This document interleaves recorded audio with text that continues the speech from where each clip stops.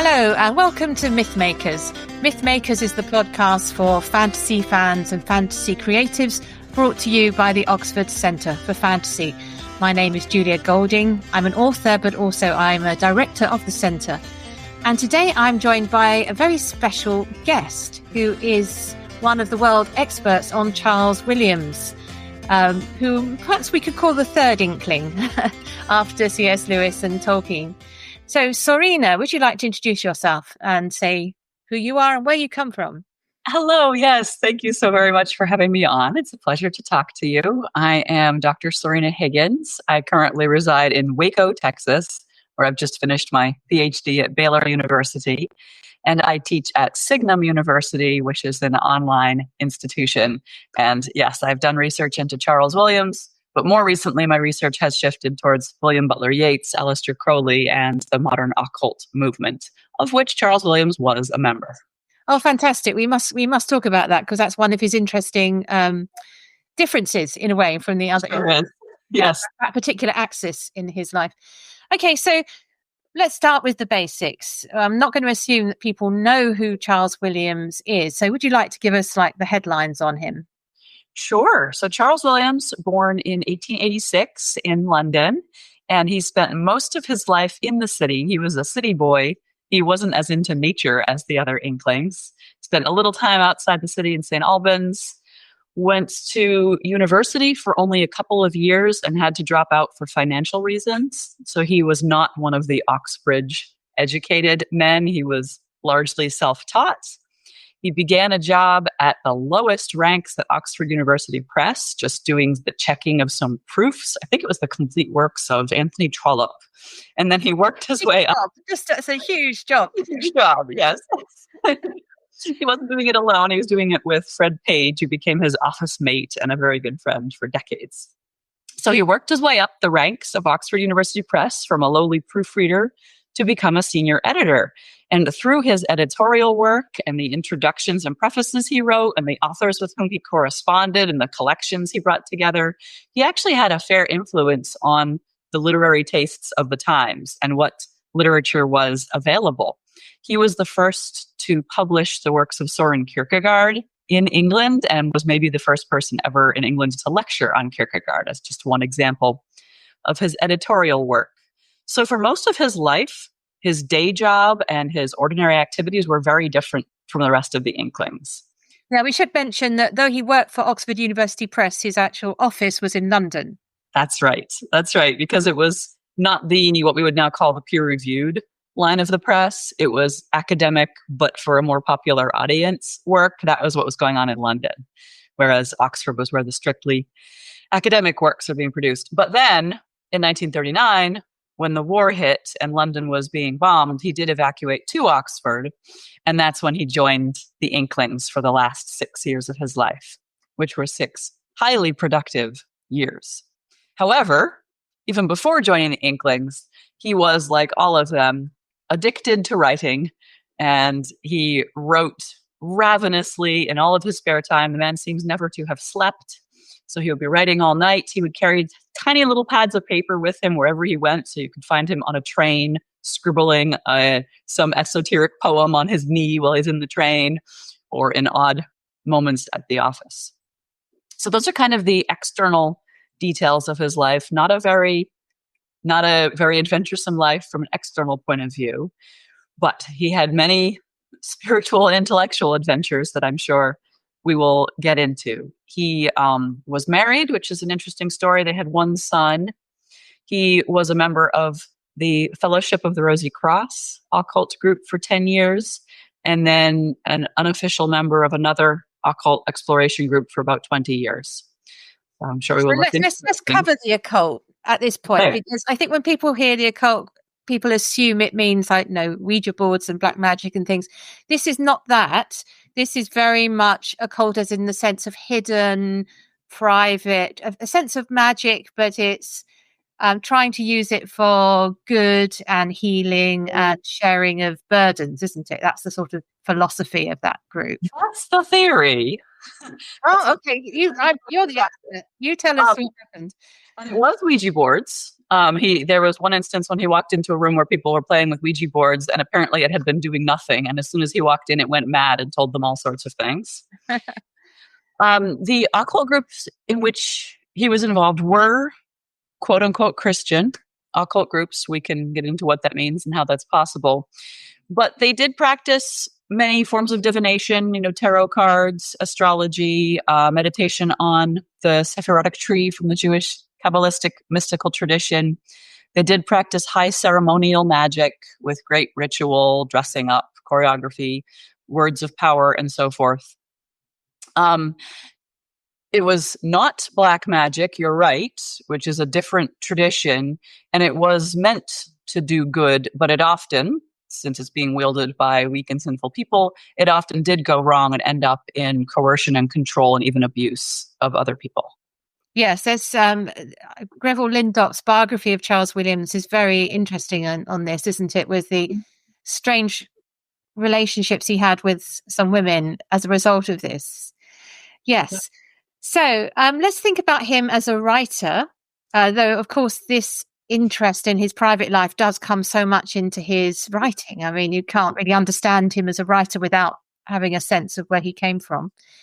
He, as you were saying, he was working as an editor and a sort of person who set the taste by choosing to write certain introductions and things like that. But he also started writing poetry and novels of his own. What should we go for first, the poetry or the novels? Because they're different beasts. Let's go for the novels first, because they're easy to understand. And I also don't want us to overlook the plays and the nonfiction prose as well, because those are extremely important. So let's do the novels. Yeah, the novels are the most accessible, which isn't saying much, because for him, the bar of accessibility is fairly high. But they are lively and delightful and strange and memorable creatures.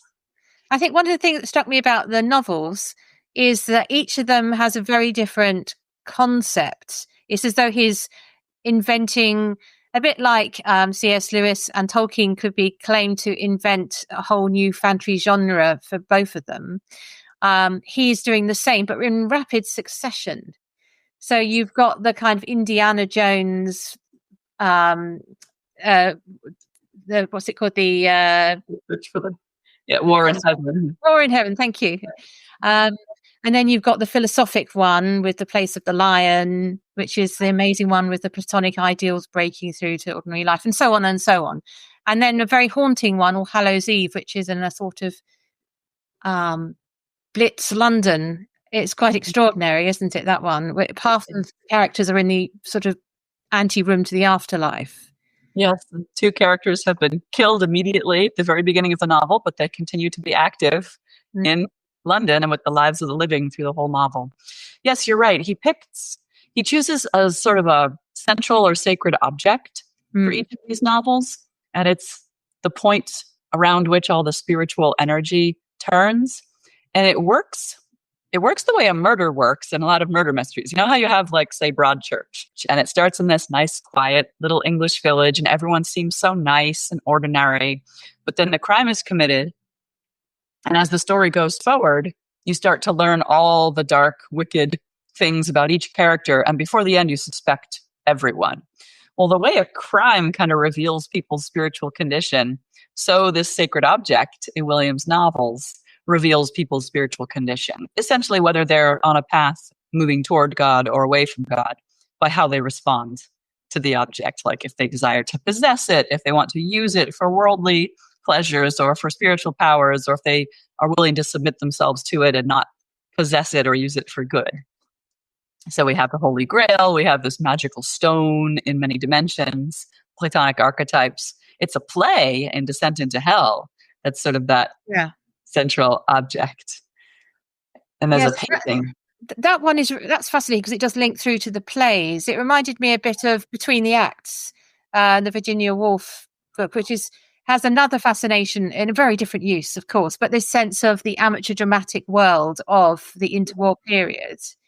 And so there's definitely a sense of how societies draw, a village society in these cases, how all the characters are drawn together by the power of the play. Well said. Yeah. So should we talk about his plays then? Because that's something which doesn't get much of a mention. Just to sort of put it in context, this is the time when you've got people like T.S. Eliot writing Murder in the Cathedral. It's in that tradition of plays, isn't it? Exactly. And that's a perfect comparison because he and Eliot were friends. They were pretty close. They spent a lot of time together. He actually said that T.S. Eliot was probably his second best male friend after C.S. Lewis later in his life, and one of the only people who understood him. And they wrote plays for the Canterbury Festival back to back. So Williams wrote Thomas Cranmer of Canterbury, and Eliot wrote Murder in the Cathedral for the same festival. They attended each other's productions. They went to see other plays together, like Neville Coghill's production of Hamlet. Wouldn't you have loved to be there to hear what T.S. Eliot and Charles Williams were saying about Neville Coghill's production of Hamlet, in which Richard Burton had his debut? Oh no, that was amazing. Yeah, so we're thinking of like Eliot's essays on Hamlet, right? And the fact they both wrote dramas and wrote about Shakespeare. It's just, that must have been an amazing day. Is there any extant comment like, oh, he did a good job, or that was pretty ropey? I have not seen any such thing. It's a shame. Okay. Yeah. I imagine they liked it. So what's the flavour of Thomas Cranmer? Is it similar? Is it a metrical drama like the T.S. Eliot one? Yes, it is a verse drama. Williams wrote many verse dramas. And as a matter of fact, he was probably best known as a playwright in his lifetime, rather than as a poet or a novelist, because some of his plays were quite popular. He often had commissions for ecclesiastical settings. He had schools that had teenage girls put on his plays, which is funny to think about. So yes, what is the flavor? Very bizarre, of course. It's Charles Williams. It's very different from Murder in the Cathedral in its sort of its atmosphere or its spiritual sense, but it does have some mechanical similarities, both set in an historical time about a martyr, set on location. So you have this kind of meta performative thing going on, right? The play is happening more or less in the same place the events occurred historically. And that they both have the main character tempted and wrestling with these deep existential crises, and in the end having to decide to submit to martyrdom. So there are those similarities. But Williams' play is, I was going to say much less narrative, but then again, Murder in the Cathedral does some strange narrative things too, doesn't it? Mm. But what makes Williams' play distinctive is the character of the skeleton. So there's this character who's named that and who wore one of those skeleton suits, a black outfit with the white bones painted on, and apparently gave a brilliant performance. And he acts as sort of a conscience for Thomas Cranmer, and a tempter, and a goad, and a demonic figure. But apparently in the end, it turns out he's actually a sort of a Holy Spirit figure. He says he's the backside of Christ, the skeleton, and he's always challenging and tempting and taunting Cranmer. And in the end, inspires Cranmer to go running towards his doom and to embrace his martyrdom.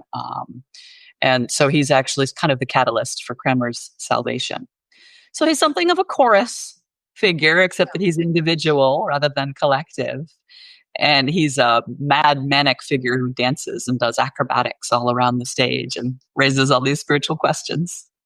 So this is indicative. I haven't read that one, and I'm definitely going to have to now go away and find a copy of it. It's quite hard to find Charles Williams material these days, isn't it? Unless you've got It is. Thankfully, there are a couple of publishers working hard on reissuing things and getting new things out. So that's great. I think we're at an exciting moment for that. But yes, we absolutely need a complete plays. There's a lovely line of the collected plays edited by John Heath Stubbs, but that's only about half of the plays. And there are even still more in the Marion Wade Center that have yet to be published. So we're getting the sense here, aren't we, that he is a man of very distinctive personality and tastes.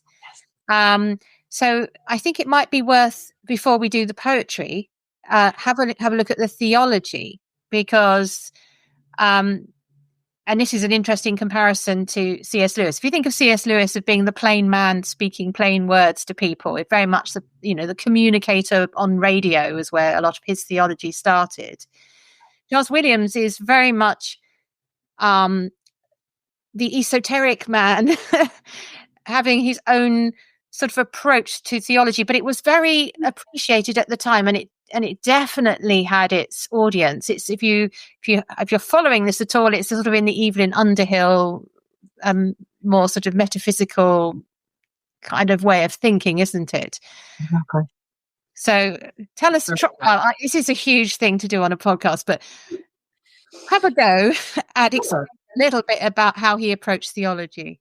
Yes. Well, as everything else, he approached theology in a highly distinctive fashion. And I think this is partly because he didn't go through the standard sort of Eton, Oxford education. He didn't read all the same classics in the same order and the same commentaries on them. So he developed his ideas idiosyncratically. Part of his approach to theology can be attributed to his father. When he was young, he and his dad would go for long walks. However, his father was extremely nearsighted, ended up going blind, and Charles himself was very nearsighted. So they didn't go for walks to look at the landscape.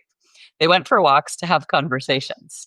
And they would get into deep and tangled theological issues. And halfway through, his dad would make them switch sides of a debate.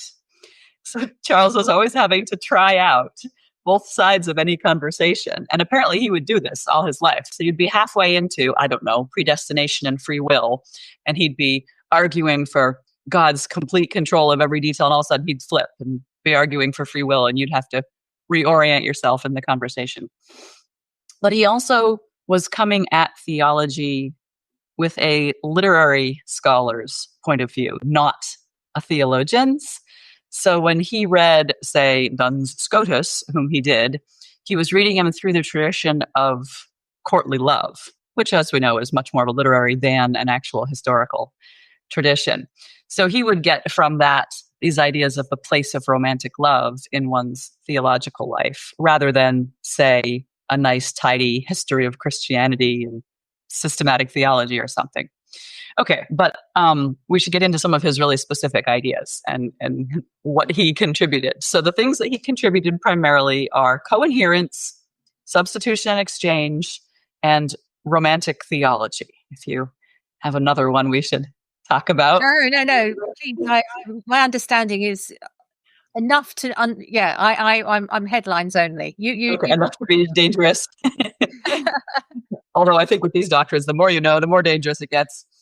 So his core doctrine is coherence, and it's founded on the historical Christian doctrine of the perichoresis, or the dance of the members of the Trinity. So the idea that God is three who are living in loving harmony and unity as one. And then the second notion is the two in one natures of Christ. So the hypostatic union, the divine and the human nature. So you have this idea of things that are defying the laws of physics, right? Things where you can have more than one in the same space at the same time, whether it's three persons of the Trinity, two natures of Christ, or then Christ in us, or us in each other. And the two most perfect examples of coherence in human experience are pregnancy and romantic love. Because in pregnancy, you literally have one person inside the other, and they're not exactly mutually interdependent, but they are mutually exchanging nutrition and so forth, but also ideally love. But sexual love was the number one example that he used of how humans enact this coherent theology. So in his strange little book, Outlines of Romantic Theology, which he wrote in 1924, but it wasn't published until after his death, he argues that any romantic relationship follows the stages of Christ's earthly life. And so that every couple that is in love are enacting Jesus by their love. So he's following after Dante in the via affirmativa, or the affirmative way, saying that created things are images of God, and that we get to know God through them by pursuing those things. But he takes it to quite an extreme. He's not limiting it to Christian marriage. It's just really sort of any sexual attraction can be rungs on the ladder to God.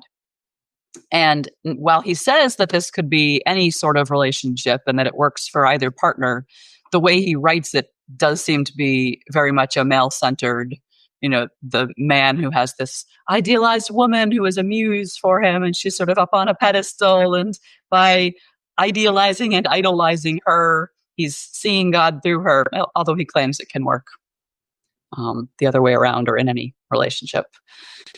So that's a bit like the Dante and Beatrice thing, isn't it? Absolutely. That was his model for it. And so his final expression of this is one of his last books, The Figure of Beatrice, that gets a lot more subtle. It's not as mechanistic as the early work that's like mapping a relationship on the life of Christ. It's much more, how does the affirmative way work out in history and theology, literature, and in your life? So thinking about the connections to the other Inklings, you can see some of this resonance in things like Till We Have Faces by C.S. Lewis, and even sort of the Perelandra, the second of the space, the ransom. Cycle. Yeah, and I think there's oodles of proof that C.S. Lewis in particular thought Charles Williams was just the bee's knees and absorbed a lot of his ideas. And because it's C.S. Lewis, it comes out in a slightly, it's a simpler version, shall we say, than the Charles Williams form of this. One of the things which I think is particularly interesting, and you might even see in Tolkien as well, is this idea of, you had a particular term for it, but it's the substitution idea, that you take on the burden for somebody else, which of course feels a bit like Frodo carrying the ring. And then Sam carrying Frodo. I can't carry it, sir, but I can carry you. Yeah, that could be a line from Charles Williams. So perhaps if you want to explain a little bit about this, because you see it in his novels as well. It's all over the place when you know it's there. Yes. So his idea of the way of substitution or the way of exchange, exactly. It's the idea that suppose that you have some very, very difficult thing that you're going through. Suppose you've lost a loved one, and so you have this burden of grief. Or you've gotten some terrible news or an awful diagnosis, and you just feel like you can't handle this mental, emotional, spiritual burden. Well, you could tell me about it, and we could make a contract, and then I would take it for you. And you would no longer feel it as a burden. Now, it's not that your memory would be erased or anything like that. You would still, if it were a grief for a lost loved one, you'd still be able to remember them, mourn them, and honor them, but you would no longer feel it as a burden. You would be lightened, and I would carry that burden for you. But because it wasn't mine, it wouldn't feel as burdensome to me either. So he bases this on the verse, bear ye one another's burdens, and so fulfill the law of Christ. And he takes it absolutely literally. He says it's exactly like if you're carrying a box and your arms have gotten tired, and so now the box is too heavy for you, I can take the box and carry it for you because my arms are not as worn out. So it's that literal, and there is a debate among scholars as to how Christian this doctrine is and how magical this doctrine is. There are people who find it absolutely inspiring and try to practice this in their own lives. There was a Yahoo group called coherence.net, which I think is hilarious. And people would get on there and talk about sharing each other's burdens. I don't know if there's some descendant of that group now. I think there is. I'm on the side that thinks that it's much more magical and that he never really did grow out of his occult training, but instead he went on and established his own group, the Order of the Coherence, or the Companions of the Coherence. Because to my mind, this looks more mechanistic than miraculous, and it looks to be much more of a piece of ceremonial ritual that you perform, and it has to happen if you execute the formula correctly, rather than a much more Christian supplication to God, and God being the one who performs it. So I fall on the more magical side of that, but I just want your listeners to know this is a debate and not everyone agrees with me. Yeah. And it's certainly something you can imagine the Inklings discussing at great length and disagreeing on and toying with. And so it's not surprising that we see it coming out in how they're thinking of what you do with problems in their fiction. There was a conversation. Oh, I wish we had more details. We had a letter from C.S. Lewis to his brother saying that they had an Inklings, and there was another visitor named Charles Wren.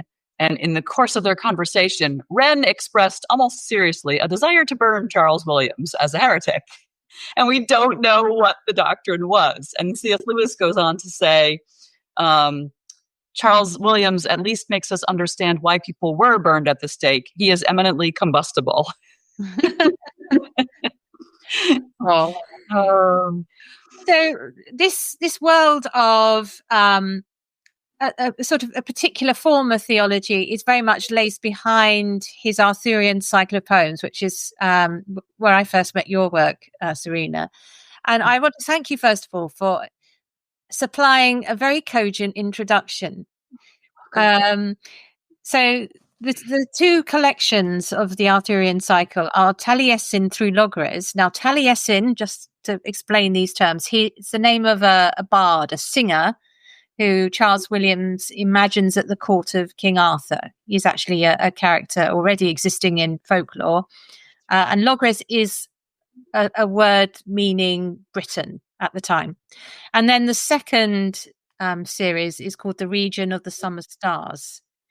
Now, these are a series of short poems that sort of join together like a quilt to tell the story of King Arthur's court from the point of view, really, of the poets in that court, more or less. I mean, it's obviously a bit more complicated than that, but well said, yeah. Yeah, it gives the sort of approach. So tell us about what you think are the strengths of this and what's the experience of reading them for a modern reader who's thinking, I really want to know what his poetry is like. Right. The strengths of this cycle are Williams' distinctive theological perspectives and his willingness to experiment with some modern poetic forms, more than perhaps the other Inklings. And there his friendship with T.S. Eliot, I think, was fruitful for him. So the poems are really balanced in a very careful way on the ancientry of the Arthurian tradition, but somewhat metrically experimental and certainly very vivid in their imagery and in the musicality of the poems. They're absolutely beautiful. What is the experience of a reader approaching them? Complete bafflement. But as I do say in that introduction to Taliesin through Logres, I think that if a reader approaches them first just to experience them like music, then I think they would have a really enjoyable experience because the poems sound absolutely lovely. And we do need audiobooks of these, and we do need composers to step up and set these to music, by the way. But if you were to read these poems, say 3 times through, the first time just enjoy the aesthetic sensory experience, the gorgeous imagery of roses and heraldic banners, lions and unicorns, and the luscious clothing of the people in King Arthur's court, and the exciting action moments of the battle scenes and so forth. And then on a second read, perhaps start picking up on what are the major themes and what are the images that are coming up over and over again, and starting to distinguish some of the characters. Because although Williams is not writing strict narrative poetry with detailed character arcs, he does occasionally do a deep dive into a character's state of mind, the way lyric poetry can do. And then finally, on a third reading, you can start to pick up on much more of the plot and the details and the things that Williams is adding to the tradition. And just to sort of give a spoiler on that, what Williams is adding to the tradition, not surprisingly, are his distinctive beliefs, coherence, exchange, and the romantic theology, but also the absolute centrality of the Grail. He did more with the Holy Grail than probably any previous author since Robert de Boron in the 14th century French romance, which was one of his primary sources. So he uses the Grail the same way that he does in his novels, and like all those other ritual objects we talked about, that each person's reaction to the Grail reveals his or her spiritual condition.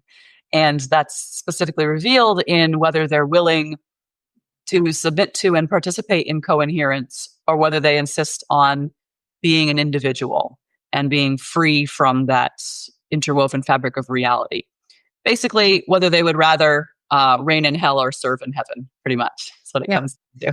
I don't want to scare people off too much. I mean, if listeners have managed the Wasteland, for example, or the Four Quartets, they can manage this pretty. I mean, it's more. I think it's easier to unpick in some ways than the Four Quartets. I think so. I just went to see the Ralph Fiennes readings of the stage readings, which are absolutely brilliant.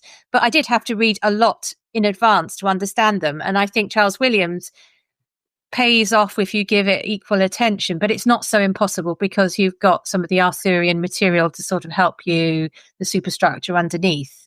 You can see where he's varying the tune, for example. And then you ask yourself, well, why is he varying it? What's going on here? So in your introduction, Sørina, I was looking at this description of how he treats history. And I think there's another interesting link here particularly to Tolkien.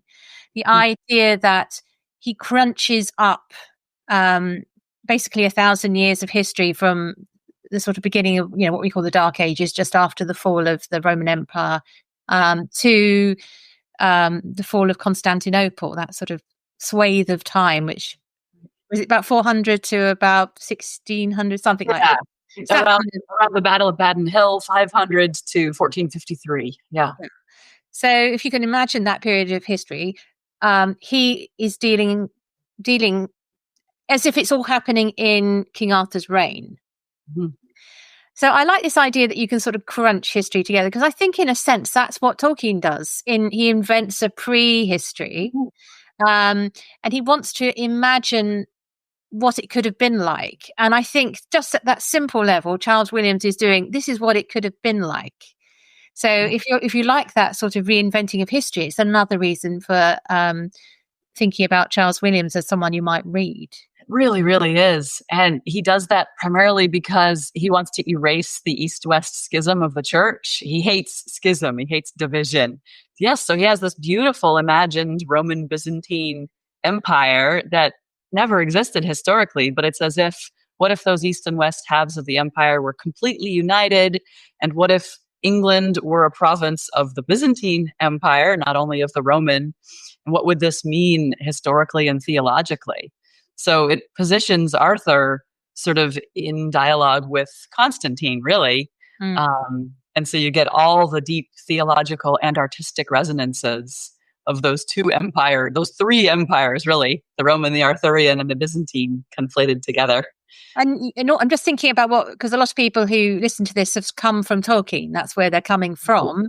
Yeah. And I'm just thinking that if you want to find a sense of some of the really interesting poems about the Roman emperor, who's a sort of figure in his city, there's a sense of a Minas Tirith type world. You can imagine there's resonance there. There's also sort of the forests, and I think Lancelot rather charmingly goes wild as a wolf for a minute, doesn't he? So there's so many little treasures to find in this sequence. Yeah, it is absolutely gorgeous. You're right. They both love the city and the empire, and they see glory in those human achievements of the beautiful building of a city. Mm-hmm. And Charles Williams, as a world builder, I think has not been appreciated enough. He grabs from all these different traditions, but he does synthesize them. He doesn't end up with a hodgepodge, as Tolkien accused Narnia of being. He ends up with something beautifully synthesized with layers and layers of symbolism, and yet also just real human emotion. His poems are frequently spoken in the first person by one character or another. Mordred gets a poem in which he's just cursing against Arthur. It's really powerful. We get Percival singing one of the songs. So you're right. There are a lot of beauties in this work, and I think your listeners would love it. It definitely repays the attention given to it. So don't go expecting to understand it. Go in the sense, go expecting to just enjoy it. I think is from one way of looking at it. So it's really obvious that the early death of Charles Williams brought to a sudden stop a really interesting career. He died as a result of a operation which he wasn't expected to have any complications from, and this was right towards the end of the Second World War. Mm-hmm. So he suddenly vanishes from the literary scene, and I think people like yourself are trying to remind us of his existence because he was a bigger deal in his time than he is now, and he had more influence on people. So should we talk about him as a sort of influence figure? We've mentioned the Inklings, but he's connected too in other ways to we've mentioned T.S. Eliot, but also there's Auden, who admired him, and others. Do you want to talk about his sort of circle beyond the Inklings? Yes, please. Thank you. That's one of my favorite things. W.H. Auden attributed his conversion to Christianity to the reading of Charles Williams' works and to meeting Williams. Several people who met him thought of him as a saintly figure. So his theological influence, but also his literary influence, went on and on after his death. Now, another person we need to talk about in this connection, although he died sooner than Williams, is William Butler Yeats. I don't think they ever met in person, but they corresponded a good deal because they worked together on an anthology that Yeats was putting together and Williams was editing. And of course, they were occult cousins because they were in related occult groups. And their poetry can be very, very fruitfully compared. And they both have this deep and profound mysticism shot through all of their works. And yet those two poets in their lives evolved from sort of a more romanticism through an Edwardian style into very, very modern poetic styles. So it's important to look at those overlapping groups. But there was also a generation of young writers kind of in the extended Oxford circles who really admired Charles Williams and I think carried his legacy forward. The complete list is in Greville Lindop. I can't remember right now all of them, but I know Philip Larkin loved Williams' works and was influenced by it. And there were some others in that generation of younger poets. But then we also see some of his legacy going forward in perhaps the more Gothic strain of modern fantasy. I think of, for instance, Madeleine L'Engle and Ursula K. Le Guin as kind of later people who are carrying on an Inklings-like legacy. But I see it even on into things like Doctor Who and the Marvel Cinematic Universe, that we have these superhero stories of this main figure with this, honestly, spiritual power, even though they often scientize it in those works. But those works are the Doctor Who universe and the Marvel universe and DC and so forth. It's just the one story over and over again of the central heroic figure who sacrifices themselves to save one person or to save the multiverse, and frequently comes back again. So the dying and rising God story connected to the sacrificial story of the coherence. So I think that Williams was part of this really, really important network or web in his own time with the Inklings, with the modernists, with the occultists, and that those influences go on and on and on in ways that have not yet been explored thoroughly. Yeah, I mean, when you say it like that, of course, we can just carry on listing them. We've got Ben Kenobi, Obi-Wan Kenobi, we've got Harry Potter.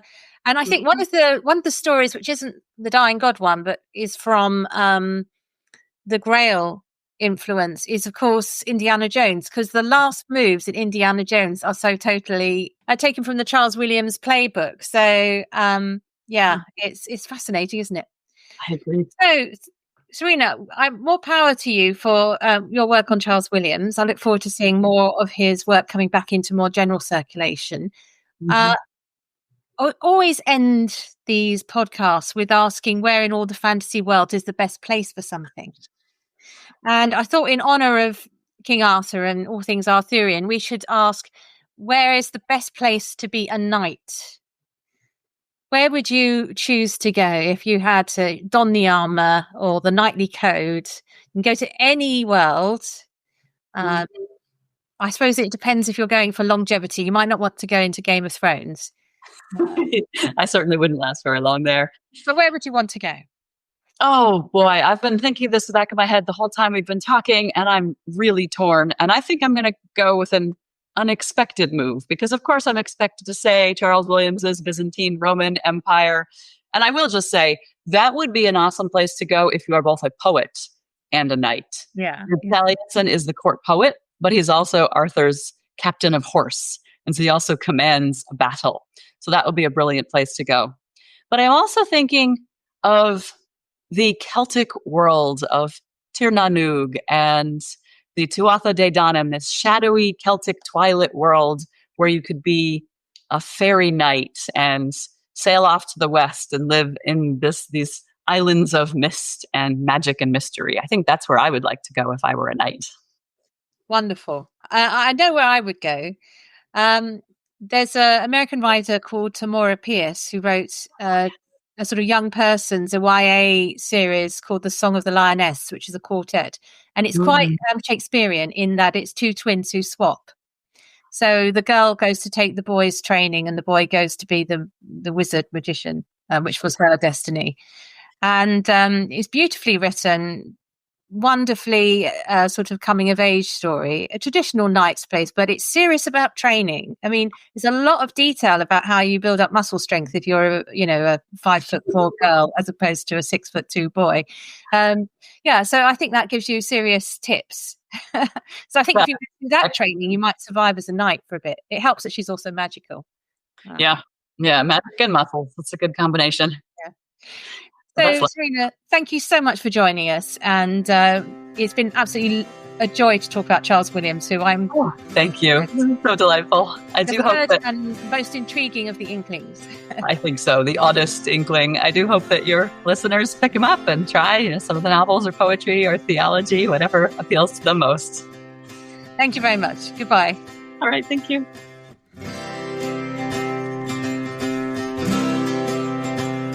Thanks for listening to Mythmakers Podcast, brought to you by the Oxford Centre for Fantasy. Visit oxfordcenterforfantasy.org to join in the fun. Find out about our online courses, in-person stays in Oxford, plus visit our shop for great gifts. Tell a friend and subscribe wherever you find your favourite podcasts worldwide.